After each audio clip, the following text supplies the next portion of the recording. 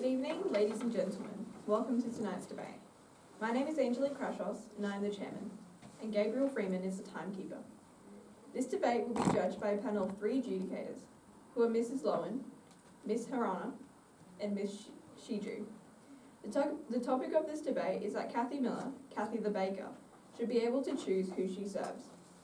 The affirmative team, seated to my right, is St. Aloysius College. The negative team, seated to my left, is from Norwood International High School. The speaking time for this debate is 6 minutes, with a double bell at the end of your speaking time. A warning bell will ring once at 5 minutes. A continuous bell will ring 30 seconds after the final bell. The speaking time, please switch off your mobile phones and other electronic devices. I declare this debate open. I call upon the first affirmative speaker, Layla Morales.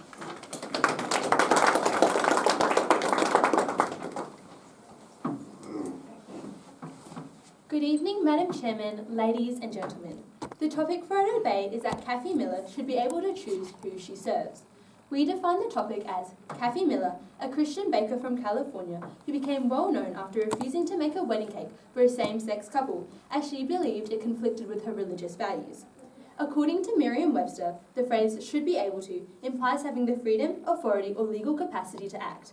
Choose means to make a decision, and finally, who she serves refers to the customer who she provides her goods or services to. In the context of this debate, this means that as a private business owner, Cathy should have the legal freedom and personal right to determine which service she provides and to whom, based on her personal values, beliefs, and business's interest. We, the affirmative team, strongly believe that this statement is true, as Cathy represents not just herself, but the principle that all individuals have the right to the freedom of choice and expression, respect, and control over private business decisions. Today, as first speaker, I will establish why Cathy Miller's case is fundamentally about freedom of expression, and forcing her to create against her beliefs violates both her right and the law. I will also discuss how real equality results when all thoughts and beliefs, regardless of how diverse they are equally respected. Our second speaker will then discuss how Cathy Miller is a private business owner and therefore is allowed to choose who she serves. Then she will explore the principle of professional autonomy. Our third speaker will rebut and summarise our team case. To begin with, we live in a world that celebrates freedom, freedom of speech, freedom of belief, and freedom of expression. For Cathy Miller, cake decorating is much more than just baking. It is her art, creativity, and her voice. Cathy herself said, "My cakes are my canvas. Every design I create reflects my personal artistic expression and what I believe."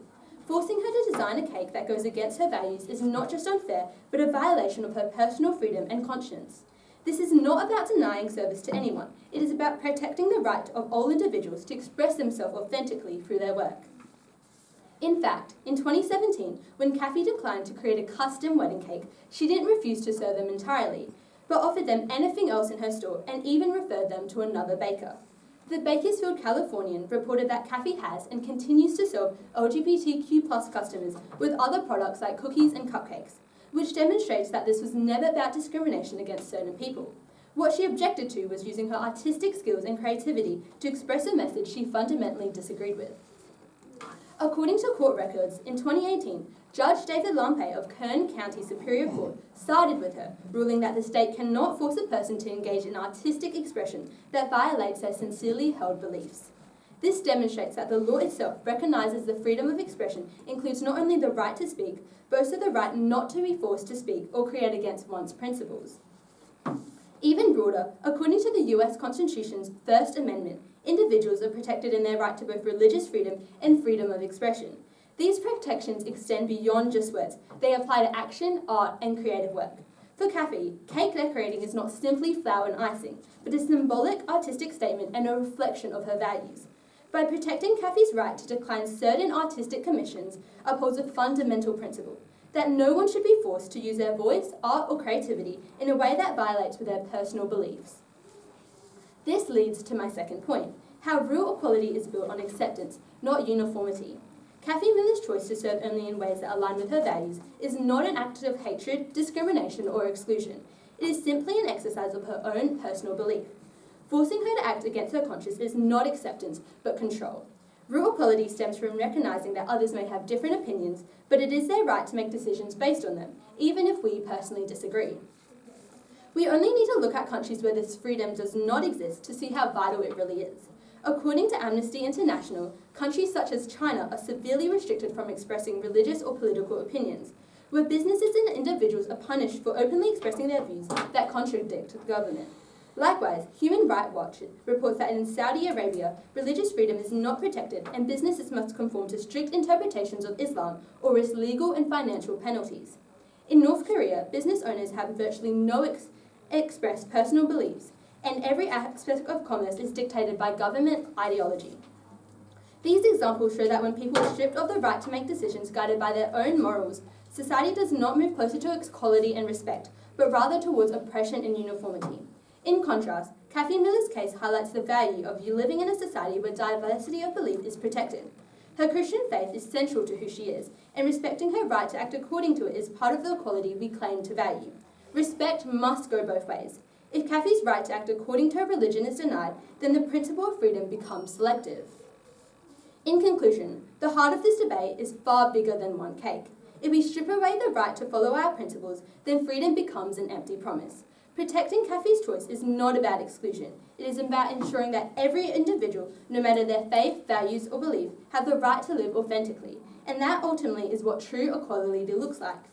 So, Madam Chairman, ladies and gentlemen, as Mahatma Gandhi once said, no one is free unless they are free to say no. Forcing Cathy Miller to betray her beliefs would not create equality, but destroy it. True freedom does not come from silencing those we disagree with, but from protecting their right to stand firm in who they are. If we deny Cathy that right, then none of us can ever truly claim to be free. Thank you.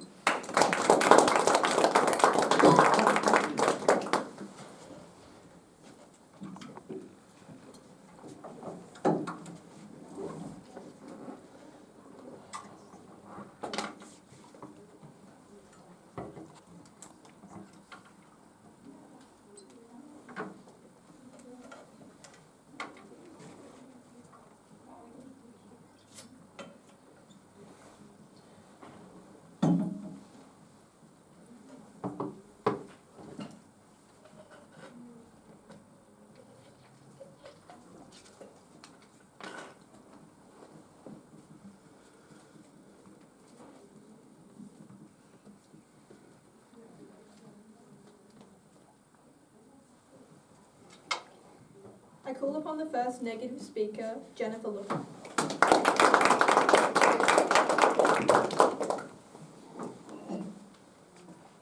Good evening, Chairman, ladies and gentlemen. The topic for our debate is that Cathy Miller, Cathy the Baker, should be able to choose who she serves. We agree with the definition given by the affirmative team. However, we, the negative team, wholeheartedly believe that this statement is undeniably false. Before I get to our case, I want to point out flaws in the arguments presented by the affirmative team. The first speaker of the affirmative team has tried to tell you that Cathy should be able to choose who she serves because her cakes are a form of self-expression. They are wrong. We would like to remind the affirmative that cakes have a non-expressive functional purpose. They are primarily a dessert meant to be eaten, even wedding cakes.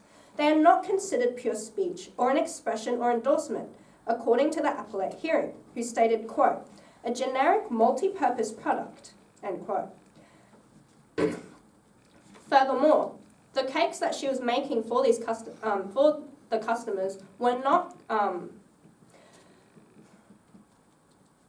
wholly dictated by her, but also the couple. In this sense, she was not the only one that was giving her creative input on them. Furthermore, the first affirmative speaker has tried to tell you that this will restrict our freedoms, make freedom an empty promise, because we are restricting her right to hold her beliefs as well as express her religion. To quote them, what about the other side though? We say that without her choosing who she wants to say, freedom is an empty promise. But what about the same-sex couple? You are free to get married. However, you're not free to get a cake for your wedding because someone else doesn't want to. Furthermore, according to the United States International Commission on Religious Freedom, she is not entitled to do that. She has the right to hold her religion and the right to hold her beliefs. She was not persecuted for saying that she does not believe that marriage is between woman and woman, but rather for denying access to a service. She is welcome to hold her beliefs. It is what she chooses to do with them that is the problem. Tonight, as first speaker, I'll be talking to you about the Unruh Civil Rights Act and the harm principle. Claire will be talking about the social contract of democracy and the distinction between public faith and public commerce. CJ will rebut and sum up our team's case. I will discuss 2 points. My first point is that as a business owner and provider, Cathy's refusal of service on the basis of immutable characteristics is discriminatory and violates Californian law where she is based. California's Unruh Civil Rights Act of 1959, quote, protects those with certain characteristics from discrimination or harassment by business establishments. This law requires businesses to provide individuals full and equal accommodations, advantages, facilities, privileges, or services, end quote. One of these protected characteristics is sexual orientation, and this law applies to Cathy's business. The State of California Civil Rights Department cites, quote, a restaurant cannot refuse to serve a family because the parents are a same-sex couple, end quote, as an example of discrimination, as, quote, a business cannot exclude a customer based on protected characteristics, end quote. So it is clear that Cathy is not allowed to choose who she serves wedding cakes to based on their sexuality or other characteristics. Cathy has attempted to justify her violation of the Act through her use of a design standard that says, quote, wedding cakes must not contradict God's sacrament of marriage between a man and a woman, end quote. However, this standard is facially discriminatory and in direct violation of it, according to page 21 of the official 2025 Court of Appeal record. Cathy's refusal is grounded in her faith, but that does not change the reality that it was because of who the couple intrinsically are. As a business owner subject to the Unruh Civil Rights Act, her beliefs and design standards do not entitle her to blatantly disregard the Act. Thus, her refusal to serve wedding cakes to same-sex couples is not just discrimination. It is unlawful. If Cathy is allowed to continue to discriminate against same-sex couples, this does not just, quote, undercut the entire purpose of the Unruh Civil Rights Act, end quote, according to page 23 of the official appeal record, it would set a precedent allowing all businesses to discriminate based on protected characteristics. Thus, Cathy Miller should not be able to choose who she serves. Now to my second point. Cathy's individual liberties end when she inflicts harm on others. Influential philosopher John Stuart Mill's 1859 harm principle states, quote, the only purpose for which power can be rightfully exercised over any member of a civilized community against his will is to prevent harm to others, end quote. Or in other words, people are free to act how they want unless their actions cause harm. In the example of her current legal case, Cathy's external manifestation of her religion can be restricted based on this principle, or if considered, quote, necessary for the purpose of protecting public safety, order, health, or morals, or the fundamental rights and freedoms of others, end quote, as stated by the United States Commission on International Religious Freedom, and Article 18 of the International Covenant on Civil and Political Rights from the United Nations. Cathy's refusal to serve customers due to immutable characteristics like sexuality undoubtedly causes same-sex couples harm, as ruled and proven by the court according to page 23 of the official record. It excludes them from equal access to the public marketplace, a form of material harm. See the Unruh Civil Rights Act. It also causes social stigma by reinforcing prejudice, and legal scholar Elizabeth Anderson notes that this dignitary harm is real and measurable. Most significantly, it also sets a precedent for wider systematic harm, which will extend far beyond Cathy's bakery if private religious belief is able to justify public discrimination, according to Koppelman from the Oxford University Press. Cathy Miller should not be able to choose who she serves. So, Chairperson, ladies and gentlemen, in conclusion, it is undoubtedly clear that Cathy Miller, Cathy the Baker, should not be able to choose who she serves. Thank you.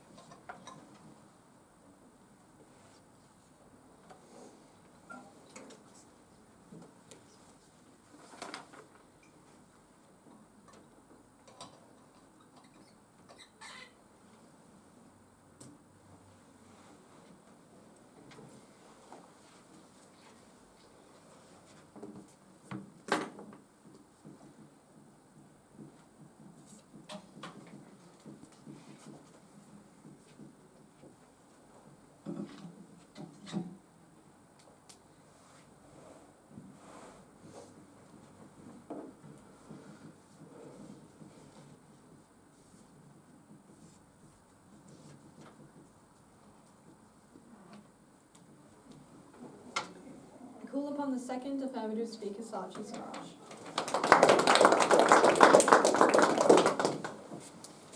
Good evening, Madam Chairman, ladies and gentlemen. The topic for our debate is that Cathy Miller should be able to choose who she serves. We, the affirmative team, stand firmly in support of this statement. I will begin by addressing the flaws in the opposition's case. The first negative speaker has tried to argue that Cathy has the right to hold her belief, but that is it. This statement is false, as Cathy's rights as a US citizen is to exercise these religious beliefs, as according to the 7th US Amendment. They also claimed that Cathy broke the law, but that ruling is under California law only, and California's system is far from flawless. Between 1990 and 2017, Division 4 of the 2nd District Court of Appeal reversed over 67 of civil cases in whole or in part, showing initial verdicts are frequently overturned. Courts elsewhere also disagree. The US Supreme Court in Masterpiece Cake Shop and 303 Creative protect bakers and designers from being forced to express messages against their beliefs. And the UK Ashes case upheld similar conscience protections. Cathy's case is not a universal condemnation. It reflects one state ruling where it is flawed and contested system. Before I present my case, let me remind you of what our first speaker has already established. Cake decorating is a form of expression, and true equality means respecting differences in religion and conscience. Therefore, Cathy has the right to choose who she serves. Ladies and gentlemen, my first point is crucial and integral to this debate. Cathy Miller, the owner of a private business, has the right to decide whom she serves. According to the US federal law, bakeries fall under private commerce, not public service. It is not a hospital, a school, or a utility. Cathy's bakery is her private business built from her time, money, and skills. As early as the 1995 Hurley v.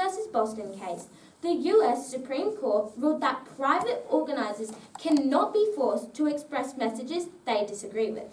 Likewise, Cathy has the authority to run her private business as she sees fit. Contract law reinforces this. No one can be forced into a contract against their will. Even the US Small Business Administration emphasizes that small business ownership entails independence in decision making. And a 2019 report by the Institute for Economic Affairs found that markets thrive when businesses can differentiate themselves through personal values, preserving individuality, innovation, and consumer choice. Cathy's bakery is the result of her labor and investment. Dictating how she uses it violates this fundamental right. Forcing Cathy into a contract against her belief damages her conscience and undermines the very basis of laws surrounding private businesses. So let's be clear, Cathy is not denying anyone of essential needs. Nobody's life depends on her cakes. What is at stake is her freedom to make choices about her private business. Now to my second point, the principle of professional autonomy. Let's begin with writers. According to the University of Delaware, professional writing ethics state that writers align their work with personal and professional values. They are not forced to produce content that contradicts their morals. Cathy is no different. As my first speaker explained, cakes are a form of expression. She should not be compelled to write messages in icing that contradict her beliefs. Artists also have this freedom.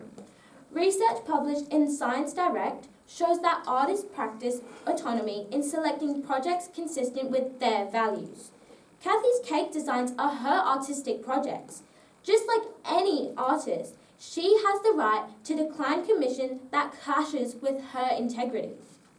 Musicians are also held to the same standard. The American Musician Code of Ethics allows musicians to decline performances or engagements that violate their ethical or personal principles. If a musician can walk away from a stage when their conscience is at stake, surely Cathy can walk away from a cake when hers is too. And in law, the same principle applies.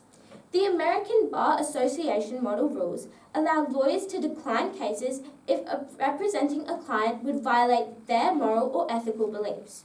Even those who uphold the justice system are not forced to compromise their integrity. So why should Cathy, a baker, be treated more harshly?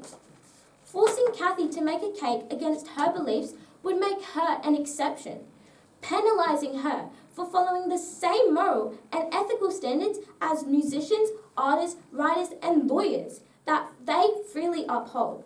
Conscience has no hierarchy. What is protected for others must also be protected for Cathy.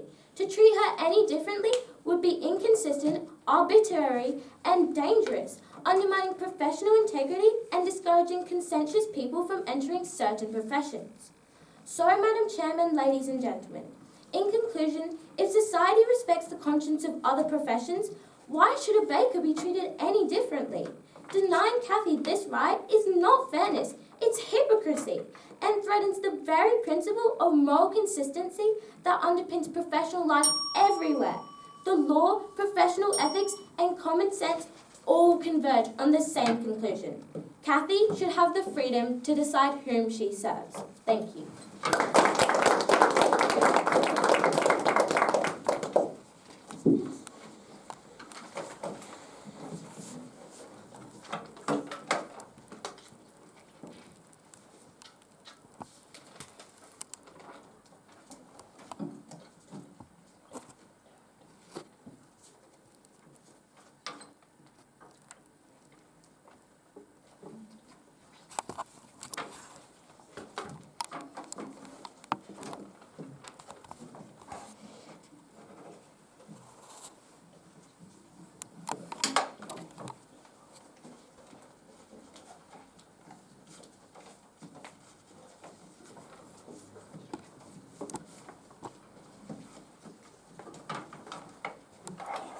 I call upon the second negative speaker, clearly.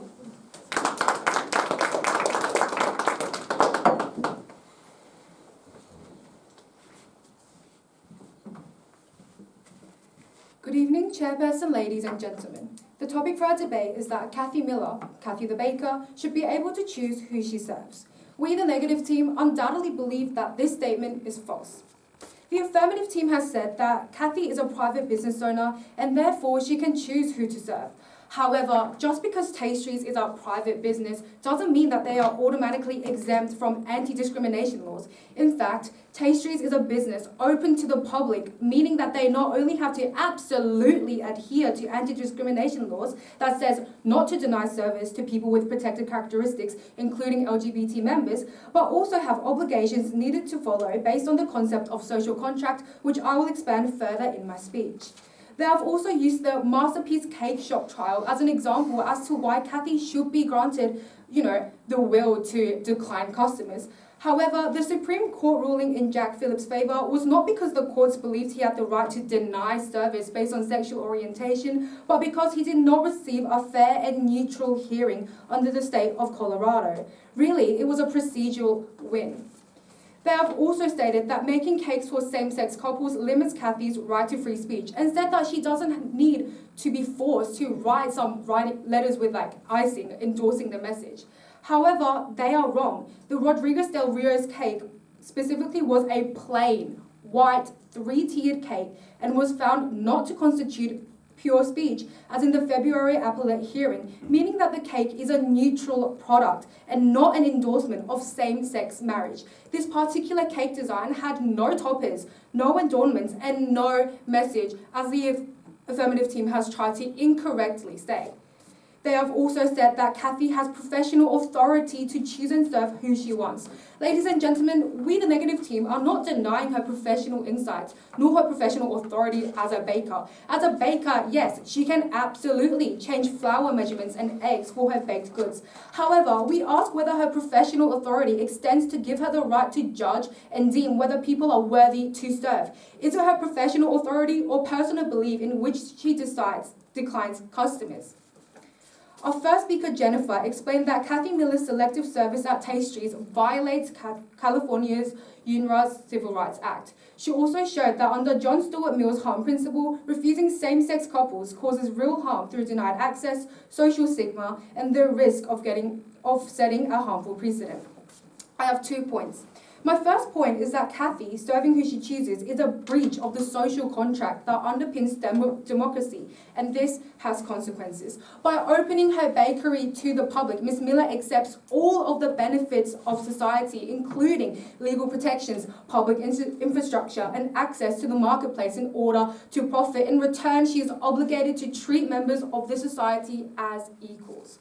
As French philosopher Jean-Jacques Rousseau put it in his treatise, The Social Contract, each of us puts his person and all his power in common under the supreme direction of the general will, and in our corporate capacity we receive each member as an indivisible part of the whole. Cathy's refusal violates this fundamental agreement. In other words, Cathy is claiming the benefits of the whole while denying equal standing to others. If Cathy can reject equality when it suits her, she is claiming a special exemption from the rules that bind the rest of us together. This fractures the democratic principle of equal citizenship and sets a precedent where anyone can refuse service, not just to LGBT couples, but to people of different races, religions, or political views. The result is not liberty, but a patchwork of exclusions that erode trust in the fairness of the democratic system.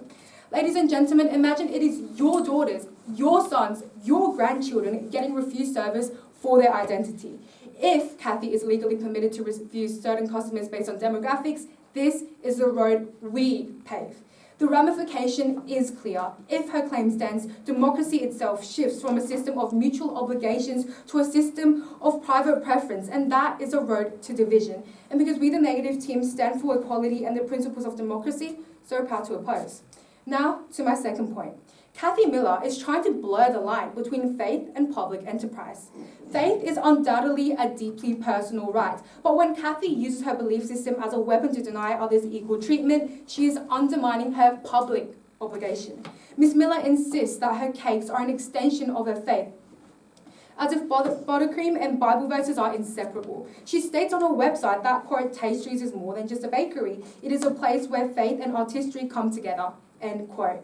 She wants people to believe that every cupcake she frosts is a sermon and every wedding cake she creates is an endorsement of that union in the eyes of God. Cathy uses her faith like a shield when she wants to discriminate, but like a marketing slogan when she wants to attract new customers. This makes her look less like a devout baker and more like someone who doesn't understand the fundamentals of living in a democracy. If you open the doors of your business to the public, you serve the public equally. If she wants to operate her bakery like a faith-based food service, she has every single right to do so, but then it should not be registered as a for-profit, public-serving business. As it stands, Ms. Miller cannot benefit from the legal protections of a public business while simultaneously treating her bakery as a church pulpit. This is where her claim becomes completely untenable. So, Chairperson, ladies and gentlemen, in conclusion, when it comes to breaching social contract of democracy and blurring the lines between private faith and public commerce, Cathy cannot have her cake and eat it too. Proud to oppose.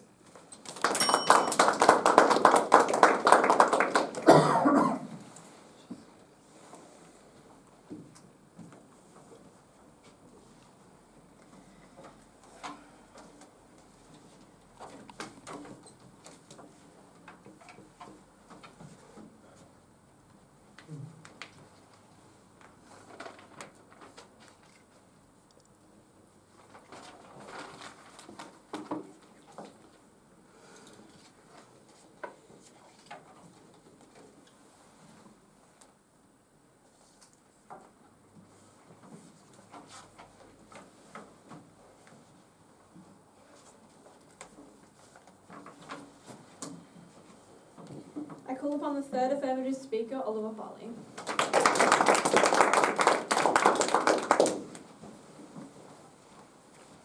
Good evening, Madam Chairman, ladies and gentlemen. The topic of tonight's debate is that Cathy Miller, Cathy the Baker, should be able to choose who she serves. We, the affirmative team, believe this statement to be undeniably true. Our first speaker informed you that Cathy's cake decorating is directly linked to her voice and true equality is built on acceptance. And our second speaker told you about Cathy's rights as a private business owner. The first negative speaker has tried to argue that Cathy denying service has directly harmed the lesbian couple trying to buy a cake for their wedding.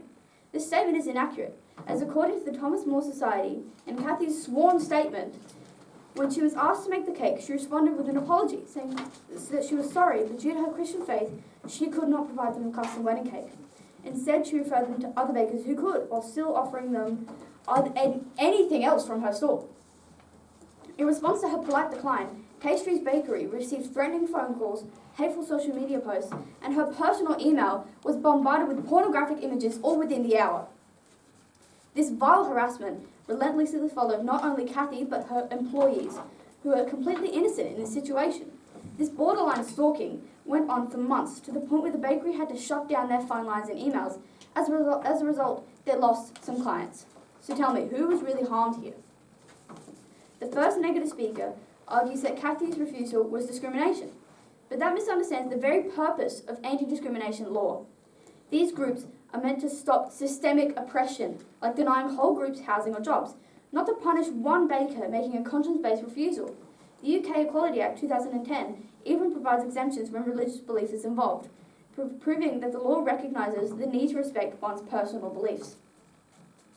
The first negative speaker claims that allowing businesses to refuse service will harm marginalised groups. However, evidence from consumer studies shows that markets with diverse businesses create alternatives for all groups. According to a 2020 Pew Research study, communities maintain access even when individual businesses refuse specific services, eliminating harm. The first negative speaker claims that Cathy's refusal was based solely on orientation. Cathy Miller made it clear in her testimony that her refusal was not an attack on the couple themselves, but a matter of conscience. She openly stated that she believes that marriage is a sacred commitment between one man and one woman, and creating a cake celebrating a same-sex wedding would violate her Christian beliefs, no matter if it had writing on it or not, or if it was plain.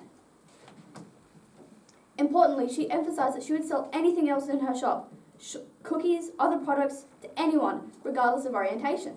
This demonstrates that her decision was not rooted in hostility or personal discrimination, but in her view of artistic expression and religious conviction. The second negative speaker has tried to claim that Cathy, as a business owner, has an obligation to serve the public. However, this statement is inaccurate, as Cathy is not a public business. Only businesses deemed as essential workers are considered public according to US federal law. Bakeries fall under private commerce. Private businesses, unlike public utilities, do not have the same legal obligation to serve anyone under all circumstances. In addition to this, an article published by Cornell Law School explains that Cathy, as a US citizen, is protected by the first constitutional amendment, which states that her government cannot legally interfere with the exercising of her religious beliefs. So due to her beliefs, the US amendments, and the right to private business owners in California, Cathy is under no obligation to serve anyone that she doesn't feel comfortable serving. The second negative speaker claims that allowing refusals sets a dangerous precedent that could be abused. A precedent of what? Respecting personal beliefs? How is that dangerous? If anything, it is a positive thing. Legal frameworks already distinguish between principled, conscience-based refusals and arbitrary discrimination. According to the American Civil Liberties Union, courts evaluate motive and context, preventing abuse. The second negative speaker has tried to argue that business owners should separate personal beliefs from work duties. The statement is plain false, as there are several laws surrounding this statement that recognize morality cannot always be separated from action. As an example, in the state of California, private lawyers are entitled to refuse cases if they conflict with their moral beliefs, as our second speaker already stated. As well as this, tattoo artists can deny their services to clients if they don't agree with the image being tattooed. So why would these private businesses be allowed to deny service, but not Cathy? This is not equality and acceptance. This is cherry picking when morals should matter. Our first speaker, Layla, spoke to you about Cathy's designing and how it is directly linked to her religious beliefs. She stated that forcing Cathy to make a cake that goes against her beliefs is a violation of her freedom. She also informed you that real equality is built on acceptance rather than uniformity. She told you how Cathy's refusal was not an act of hatred, but an exercise of her religious beliefs, which she is entitled to. Our second speaker has informed you that Cathy is a private business, and forcing her to ignore her religious beliefs is a violation of her freedom rights. She also spoke to you about professional autonomy and how almost every other profession has the right to deny service if that specific service goes against their beliefs. So therefore, Cathy should have the same right. So, Madam Chairman, ladies and gentlemen, Cathy Miller should absolutely be able to choose who she serves, as it goes against her beliefs to force her to make a cake that would be the very opposite of equality. She deserves the same rights as every other private business. And most importantly, forcing her to put her creativity and effort into a cake that devalues her sacred Christian sacraments is an incredible violation of her constitutional rights. Thank you.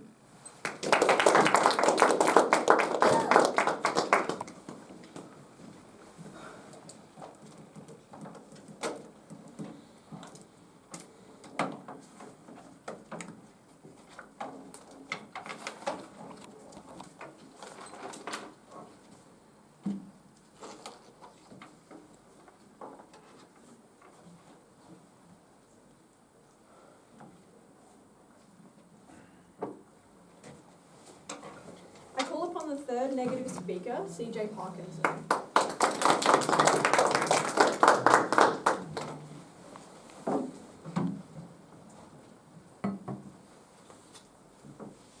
Good afternoon, Chairperson, ladies and gentlemen. The topic for our debate is that Cathy Miller, Cathy the Baker, should be able to choose who she serves. We, the negative team, know that this statement is false. The first affirmative speaker has tried to argue that Cathy would be forced to make a design that she did not agree with. The cake in question that she got sued over was a plain white cake, not even specified as a wedding cake, as many former employees of Tastries had testified that this cake was also used in cases such as baby showers, quinceañeras, and birthdays. Cathy testified that she would never give a wedding cake to a same-sex couple, no matter the design. The design. She would never be forced to make a design. This was a cake sitting in a shop that the couple looked in and went, "We would like to buy that cake." Cathy said, "Sure, absolutely, I love this design. But wait, are you a same-sex couple? Yes, then no, I will not sell it to you." It was nothing to do about the design of the cake. However, her entire infringement, the pivotal point that she denied service, was because the couple that she was supposed to be giving it to was in fact a same-sex couple. The first affirmative speaker also referenced Masterpiece Bakery. This is an incorrect analogy. As a fact, the reason why Cathy is getting in trouble, unlike Masterpiece, is because she had a legitimate rule, well, I say legitimate, but it was in her design standards, that she would never give a wedding cake or any baked goods to a same-sex couple. Nothing to do about the design that Masterpiece got sued over. He said, "No, I don't want to make a rainbow cake," a cake that they specifically asked to have rainbows in it, and that was allowed because that constituted that he was not giving up his design. Cathy is not giving up a design, she's just being discriminatory. The first affirmative speaker has also tried to claim that we are a society built on acceptance. Well, we agree. We are a society that is built on acceptance. However, Cathy, as a business owner, made a policy that intentionally went against this built on acceptance societal rule, prohibiting the sale to same-sex weddings. That doesn't sound like acceptance to us, the negative team. Other employees had to go behind her back and surreptitiously give same-sex weddings cakes and good services. The first affirmative speaker, again claiming that we are a society built on acceptance. We agree, but Cathy is not accepting two homosexual people that she's trying to give service to. And to elaborate off of a point that both the affirmative first and second speakers used, just because Cathy sells other baked goods to homosexuals and people of same-sex relations does not mean that she's not discriminatory. The fact that Cathy sells pastries or other products not intended for same-sex weddings to LGBTQ+ customers does not render the policy neutral. Section 51 subdivision E6 explicitly defines sexual orientation to include individuals who are associated with or perceived to have that protected characteristic. A business cannot avoid liability for discriminatory conduct simply by providing some services to members of a protected status while denying others directly tied to that status. The second affirmative speaker has tried to claim that Cathy simply has a right to her beliefs, so we should just let that be. We agree that she does have a right to her beliefs, so this does not mean that she has an inherent right to discriminate and break anti-discriminatory civil rights law. Again, they also reference masterpiece, but again, this is wrong because she was not asked to create a specific same-sex design, rather just to sell to a same-sex couple. They also tried to use religious justification, that she, because of her religion.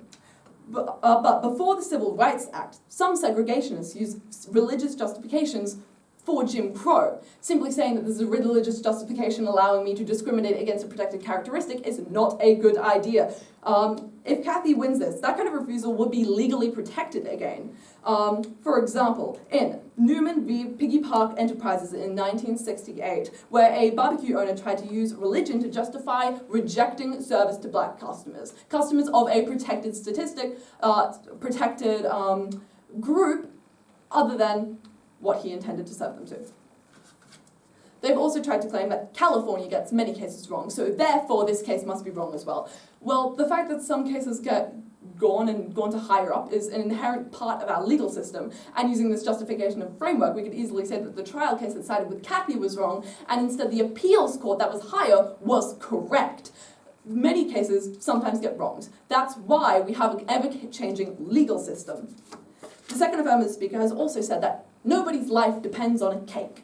Well, did nobody's life in the 1960s depend on drinking at a specific water fountain? No, it's about the principle of it.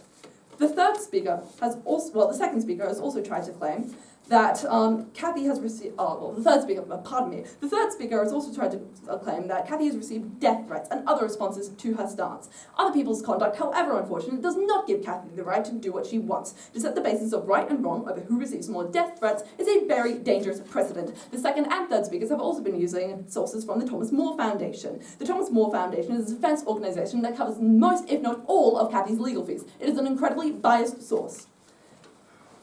Now, to go to my team's summary. Our first speaker spoke to you about the legal precedent that this would set in the case that Cathy was allowed to discriminate against same-sex couples. And our second speaker, Claire, has discussed to you about why she should not be able to because of the societal standards and social democracy and contract. So, Chairperson, ladies and gentlemen, to conclude, we believe that a business policy that permits pre-ordered wedding cakes sales only for opposite-sex couples unquestionably imposes differential and discriminatory treatment on the basis of sexual orientation. To permit Cathy Miller to choose who she serves means opening the door to legalized discrimination in all of its forms. Equality under the law means equality in practice. Differential treatment on the basis of sexual orientation cannot be sanctioned under the pretext of a business owner's asserted right to choose. Thank you.